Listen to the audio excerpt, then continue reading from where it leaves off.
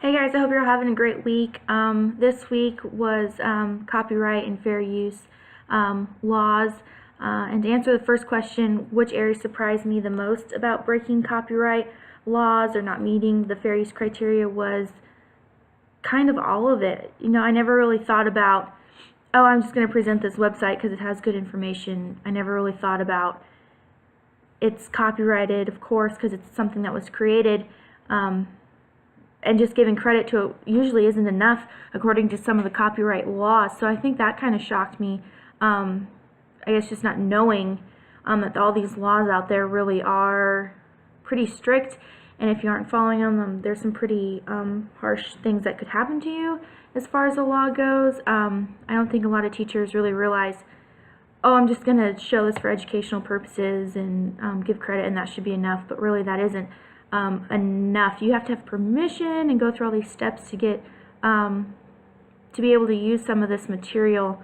Some of the things that didn't shock me was if teachers bought, a one-time program that was supposed to be on their computer and then they shared it with other teachers to use. I don't think a lot of people realize that that's really illegal and you shouldn't be doing that, and you can get into a lot of trouble if you're found out. So that's something that kind of was interesting to me too. So a lot of the laws just kind of were like, oh wow, I didn't know that. What examples have I experienced where educators have broken copyright laws? My children's literature class, actually, she reads us a story and we're supposed to comment on it, and I'm sure she's breaking copyright laws by reading us that story and then posting it on YouTube and us following the links and then watching her.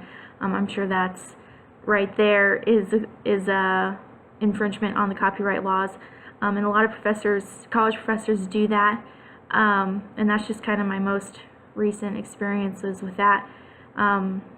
We print off worksheets off of websites for kids to use, which I'm sure are copyrighted. So there's a lot of things. I think every day, for almost any project that we do, we're breaking copyright laws.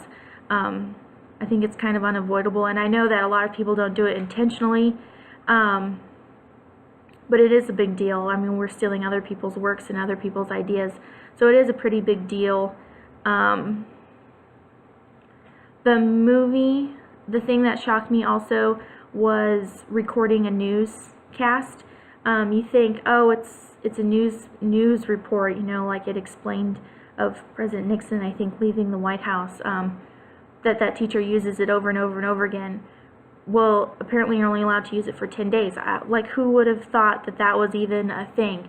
So I think some of it isn't a big deal, and other things, like when movies or books are used inappropriately, I think those are kind of big deals, because people are supposed to be making money off of that. So it's theft, like it's monetary theft, I guess. I'm not really sure how all of that works, but I think some things no and some things yeah. It's kind of a gray area as far as big deals go, I guess. I'm not really sure. This module has me kind of rethinking all of my values of right and wrong and trying to do the right thing, so it's very interesting.